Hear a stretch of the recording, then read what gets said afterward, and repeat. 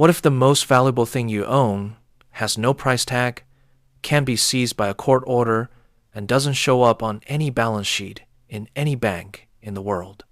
What if the market has been quietly, systematically, and deliberately training you to ignore it? That thing is your character. And by the end of this investigation, you're going to understand why every empire, every dynasty, and every financial system in recorded history has gone to extraordinary lengths to make sure you never figure that out. Let's start with a crime scene. Picture a trading floor in Lower Manhattan.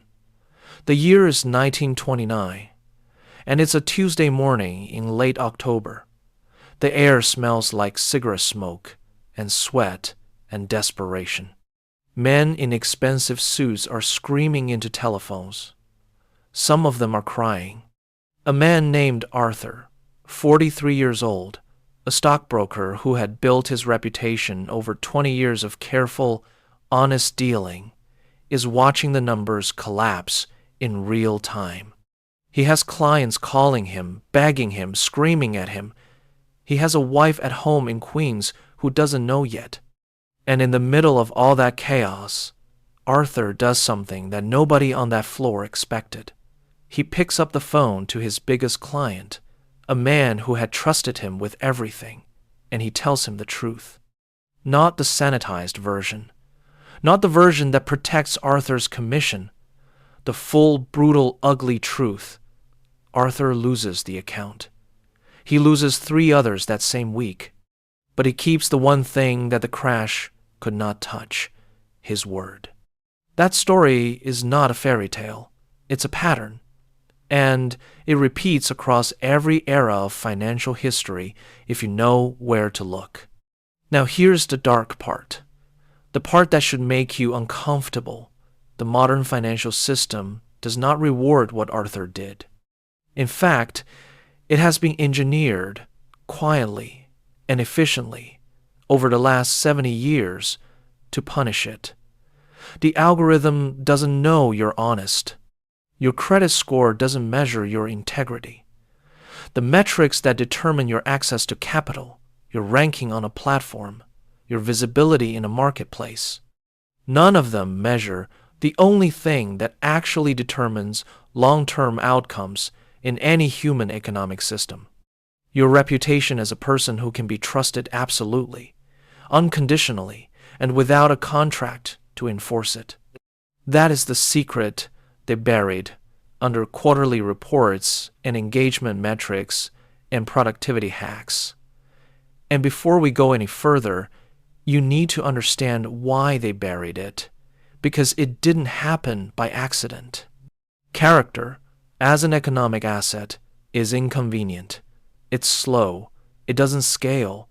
You can't tokenize it. You can't put it in a pitch deck. And most importantly, you cannot sell someone something they don't need if they deeply trust their own judgment and the judgment of the people around them. A population of people with strong-rooted, tested character is the worst possible consumer base for a system built on manufactured anxiety. So the system didn't attack character directly. That would have been too obvious. Instead, it simply stopped teaching it, and then it replaced it with a convincing imitation. They called it your personal brand. Think about that phrase for a moment. Your personal brand. Roll it around in your mouth. Feel how hollow it is. A brand is something you put on livestock so you know who owns it. And here we are, millions of people across the world, spending enormous amounts of time and energy crafting and curating and optimizing their personal brand, not realizing that the language itself is a confession. You are not building something real. You are managing a perception. And perception, unlike character, can be manufactured overnight and destroyed just as fast. This is where the investigation gets deep. Because to understand how we got here, we need to go back. Further back than most financial documentaries dare to go. We need to go to a specific moment in American economic history that changed the fundamental relationship between human beings and their own sense of worth. We need to go to the 1930s, not to the crash. The crash gets all the attention. Everybody knows about the crash. We need to go to what happened in the years after the crash, in the slow, gray, grinding years of the Depression, when a generation of Americans was forced to do something that no marketing campaign can replicate and no algorithm can simulate. They were forced to find out what they were actually made of. Imagine a family in rural Ohio in 1932. The father, a man named Harold, had worked in a factory that made automobile parts. The factory closed. There is no unemployment insurance yet. There is no safety net. There is nothing between Harold and absolute ruin except the relationships he has built over 15 years of living in that community. The neighbors who know him. The shopkeeper who extends him credit, not because of a credit score, because there are no credit scores yet, but because Harold has always paid what he owed and always told the truth about when he couldn't. The local farmer who lets him work for food, because Harold once helped that farmer repair his barn after a storm without being asked and without expecting payment. Harold survives the Depression not because he had savings. He lost those. Not because he had connections to power. He had none. He survives because his character has been depositing into a different kind of account for 15 years. An account that no market crash can touch. The account of what people know about him when nobody is watching and there is nothing in it for them to be kind. That kind of capital has a name in economics. It is called social capital. But that academic label doesn't do it justice. Harold's neighbors aren't helping him because of a theory. They're helping him because they know, in their bones, that he is the kind of man who is worth helping. That is character, functioning as currency, real currency. The kind that cleared debts and kept children fed during the worst economic catastrophe in modern American history. Now, fast forward 20 years. We are in the 1950s. The Depression is a memory. The war is over. And America is experiencing an economic boom so enormous, so intoxicating, so completely unlike anything the world had ever seen, that it creates a kind of collective amnesia. The generation that learned Harold's lessons is now building suburbs and buying refrigerators and watching television for the first time. And television, that beautiful, glowing, hypnotic rectangle in the living room, is quietly beginning to teach a new set of lessons. The lessons of the 1950s television screen are not subtle if you watch them with the right eyes. The happy family, the shining kitchen, the father who solves every problem in 22 minutes, the product that makes life easier, cleaner, better.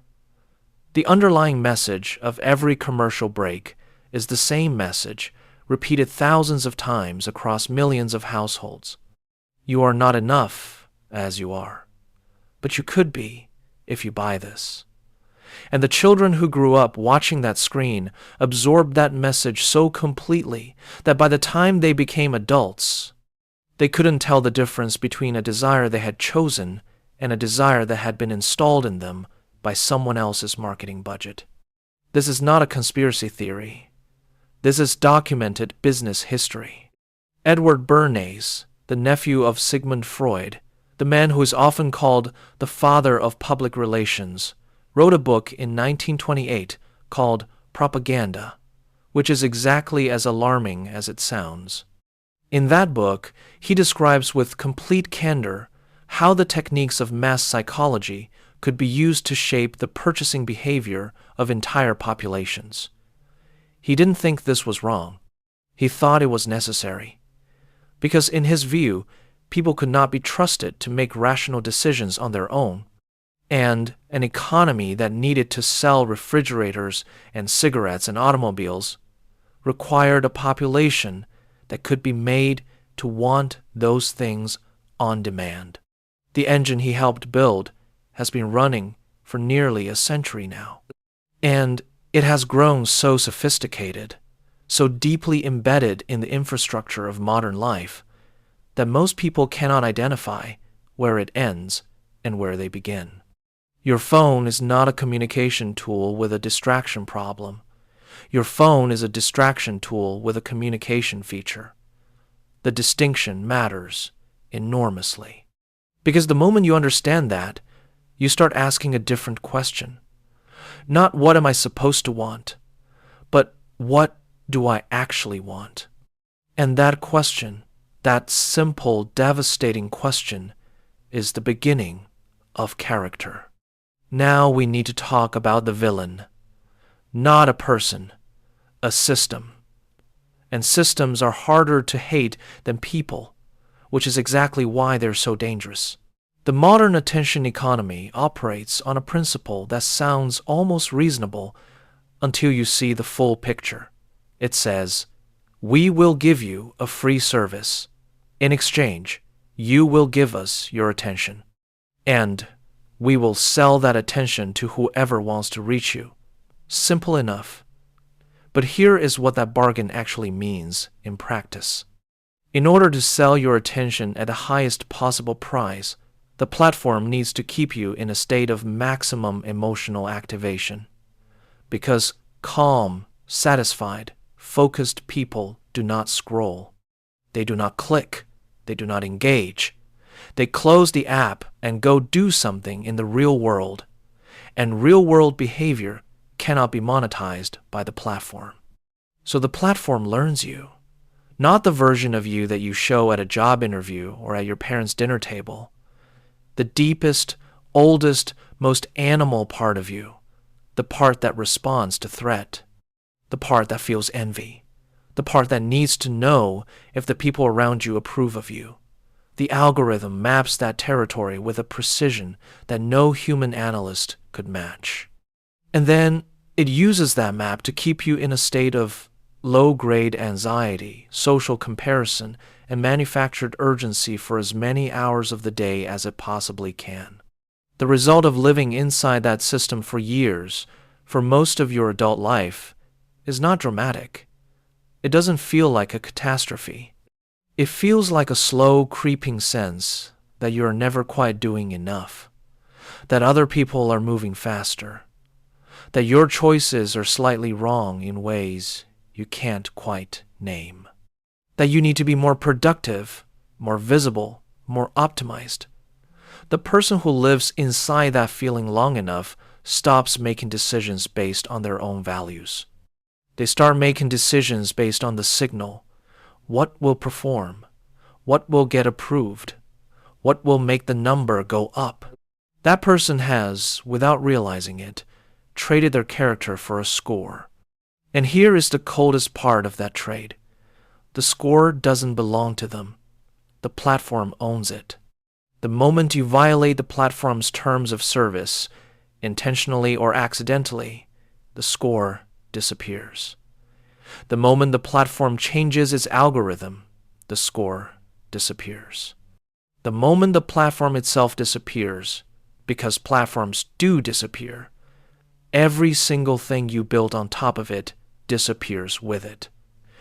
You are not building an asset. You are building on rented land. And the landlord does not care about you. Character cannot be deleted. That is the thing the system cannot replicate and cannot take away. A reputation built through years of real behavior, real honesty, real follow-through, in real relationships with real people, is not subject to a terms of service update. It cannot be demonetized. It cannot be shadow banned. When the next crisis comes, and crises always come, nobody is going to scroll through your follower count to decide whether to trust you. They're going to think about what they know about you, what you did the last time things were hard, whether you kept your word when keeping it cost you something. That is the asset class that every financial system in history has ultimately rewarded in the long run, even when it punished it in the short run. Look at the Medici banking family of 15th century Florence. They did not build the most powerful financial institution in Europe on the strength of their contracts. Contract enforcement in the 1400s was slow, expensive, and deeply unreliable. They built it on their reputation for keeping their word across generations. The name Medici meant something specific in the financial markets of Venice and Rome and London. It meant that when a Medici banker made a commitment, that commitment would be honored, even when honoring it was painful, even when it cost them money. That reputation was worth more than any legal instrument of the era, because trust, when it is genuinely earned and genuinely held, functions as leverage. It opens doors that no contract can force open. Or look further back. Look at the trading networks of the medieval Islamic world, which operated across thousands of miles of desert and sea without any centralized enforcement mechanism. Merchants in Cairo were extending credit to partners in Baghdad and Cordoba based on nothing but reputation, a network of traders who knew each other's character across generations. Scholars who have studied those trading networks have found something remarkable. The default rates, the rates at which merchants failed to honor their obligations, were extraordinarily low by any historical standard. Not because of courts, not because of contracts, because the cost of losing your reputation in that network was total and permanent. Your name was your license to operate. Destroy it, and you were finished. The system worked because everyone in it understood that their character was their only real asset, and so they protected it with everything they had. Now, bring that lesson into the present, into your life, into the choices you make this week. The escape from the algorithm's trap is not a productivity hack. It's not a morning routine.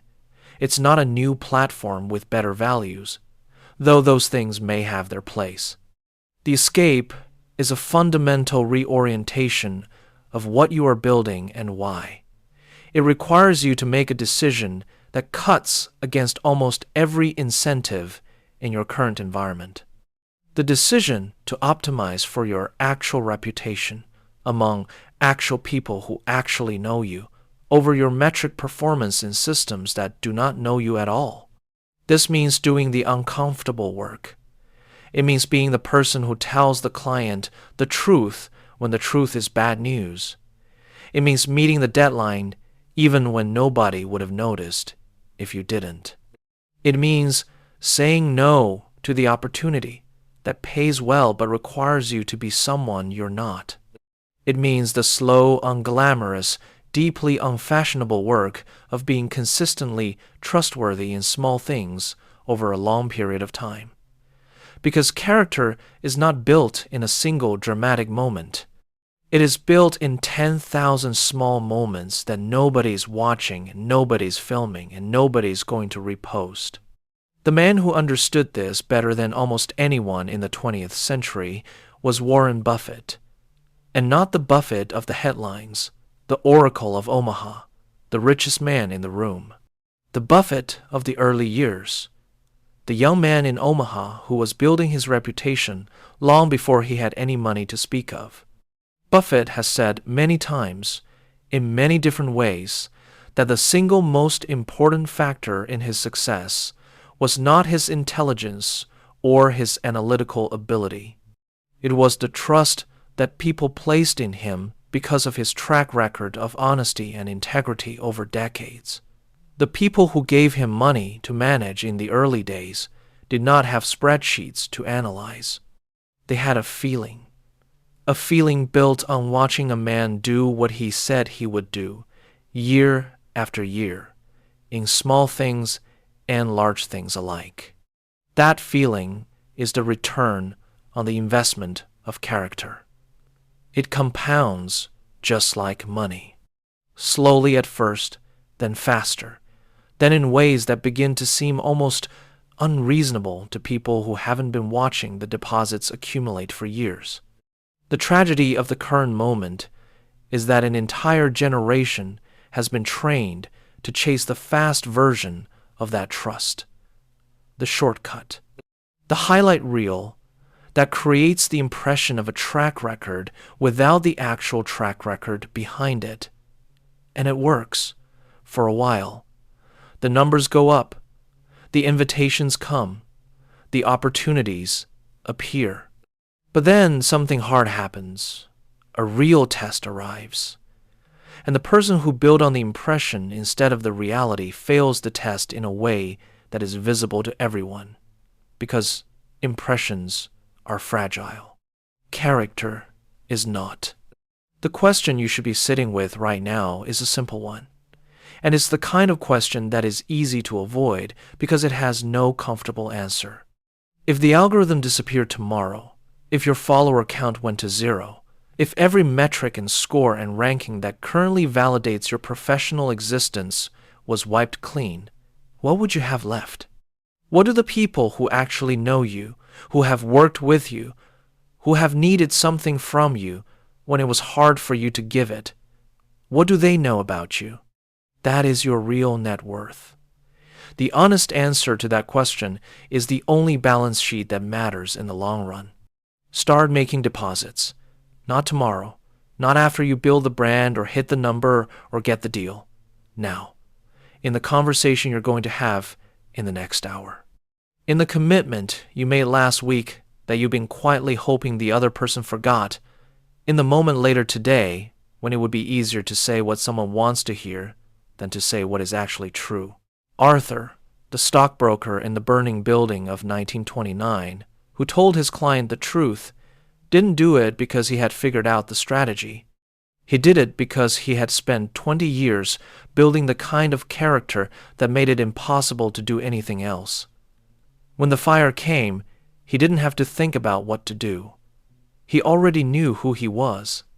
The market will crash again. The platforms will change.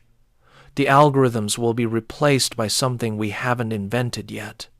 The credit systems, the scoring systems, the ranking systems, all of it will shift and evolve and be disrupted a dozen times before you retire. Your character will still be there every morning. The only asset that has never, in the entire recorded history of human economic life, gone to zero. The only question is what you're doing with it today.